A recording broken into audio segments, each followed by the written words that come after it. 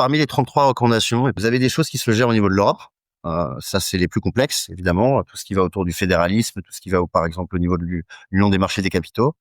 Vous avez des choses qui se traitent au niveau de la France et au niveau des pouvoirs publics français, qui sont des actions de régulation des marchés.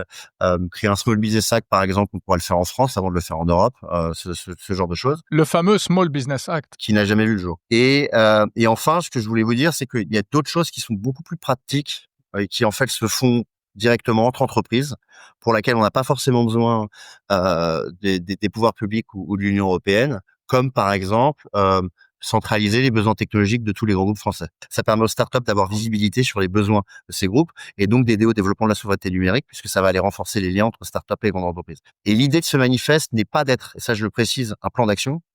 L'idée, c'est pas de dire voici la recette, voilà ce qu'il faut faire. L'idée, c'est de dire collectivement à plusieurs centaines d'acteurs, on a remonté tout ce qui était possible, toutes les options sur la table.